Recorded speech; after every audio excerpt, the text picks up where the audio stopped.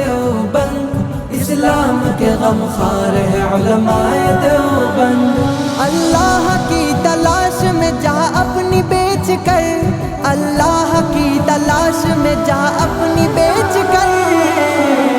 جنت کے خریدار ہے علماء دیوبند، اسلام کے غم خوار ہے علماء دیوبند۔ آقا کے وفادار ہے علماء دیوبند، اسلام کے غم خوار ہے علماء دیوبند۔ آقا کے وفادار ہے علماء دیوبند،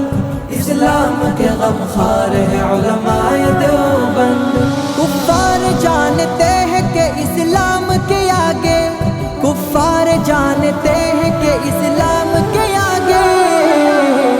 ایک آہنی دیوار ہے علماء دیوبند، اسلام کے غم خوار ہے علماء دیوبند۔ آقا کے وفادار আলোচনা নিয়ে আসছেন সুদূর লন্ডন থেকে আগত লন্ডনের মসজিদে মুহাম্মদের প্রতিষ্ঠাতা ইমাম ও খতিব বিশিষ্ট আলেম দ্বীন শায়েখ ডক্টর মাওলানা জাকারিয়া মুহাম্মদ, শায়েখ ডক্টর মাওলানা জাকারিয়া মুহাম্মদ। الحمدللہ وکفا وسلام علی عبادہ الذین اصطفى، اما بعد۔ میرے بھائیوں اور دوستوں، اللہ سبحانہ و تعالیٰ نے ہمیں حضور پاک صلی اللہ علیہ وسلم کی اطاعت کا ارشاد فرمایا۔ سورۃ النساء کی آیت ہے جس میں اللہ تعالیٰ فرماتے ہیں وَمَا أَرْسَلْنَا مِن رَسُولٍ إِلَّا لِيُطَاعَ بِإِذْنِ اللَّهِ، کہ حضور پاک صلی اللہ علیہ وسلم کا اللہ تعالیٰ نے بھیجنے کا مقصد یہ ہے کہ حضور پاک صلی اللہ علیہ وسلم کی اطاعت کی جائے بِإِذْنِ اللَّهِ، اللہ کی توفیق سے۔ تو ابھی مجھے 2 منٹ دیے گئے ہیں، میں آپ کو کچھ کارگزاریاں بتاؤں گا کہ یورپ میں کیا ہو رہا ہے، انگلینڈ میں کیا ہو رہا ہے، اور آپ علماء حضرات اور مسلمان یہاں بنگلہ دیش کے یورپ میں کتنا کام کر رہے ہیں اور کتنا کام ہو سکتا ہے۔ ایک مثال میں بتاؤں گا انشاءاللہ کہ اس میں ایک بری خاتون نے، والدہ نے وہاں کے جج کو لکھا کہ میں آپ کو یہ لکھ رہا ہوں اور یہ شکایت کر رہا ہوں میرے بیٹے کی کہ وہ میری زیارت نہیں کرتا، میری دیکھ بھال نہیں کرتا، مجھے اولڈ ایج ہوم میں ڈال دیا۔ تو جج کا جواب آیا کہ یہ تو اس کا حق ہے، وہ 18 سال سے اوپر ہو گیا، اب وہ جو چاہے کرے۔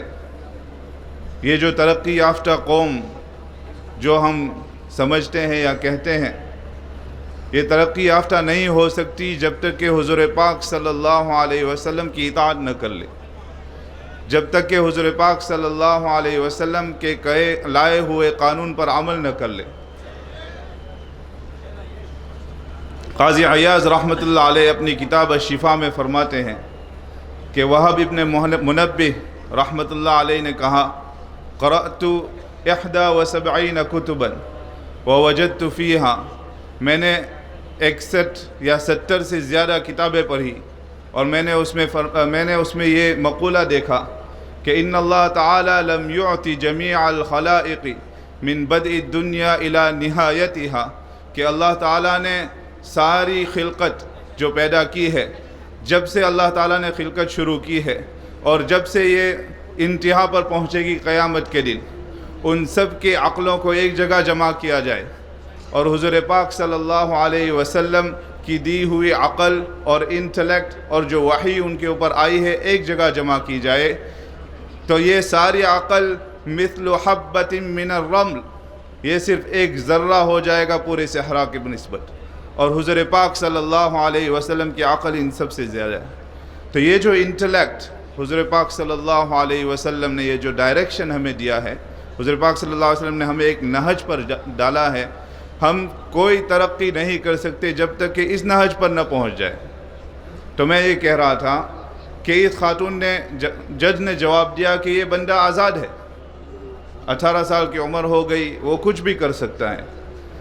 تو والدہ نے لکھا کہ یہ اپنے کتے کی تو دیکھ بھال کر رہا ہے، ظاہر بات ہے مسلمان نہیں تھا، اور اس کو روزانہ اس کو واک کے لیے لے جا رہا ہے، تو جج نے پھر جواب دیا کہ یہ کتا اس کی ذمہ داری ہے، تم اس کی ماں بن کر اس کی ذمہ داری نہیں ہو۔ تو جب کوئی قوم حضور پاک صلی اللہ علیہ وسلم یا اسلامی قانون کے اوپر نہیں آئے گی، یا حضور پاک صلی اللہ علیہ وسلم کے کیے ہوئے نہج پر نہیں آئے گی، تو یہاں تک ان کا انحطاط ہو جائے گا، چاہے دنیا میں ترقی کر لی ہو۔ تو میرے بھائیو دوستو، آپ سب حضرات سے عاجزانہ درخواست ہے، ان سب بزرگوں کی صحبت مجھے ملی، یہ میری سعادت ہے، لیکن حافظ پٹیل صاحب رحمۃ اللہ علیہ فرمایا کرتے تھے کہ مسلمانوں کو کہو جو انڈیا، پاکستان اور بنگلہ دیش میں ہے کہ یورپ اور امریکہ میں جائے اور دینی محنت کرے۔ اللہ تعالی ہم سب کو توفیق نصیب فرمائے۔ جزاکم اللہ خیر۔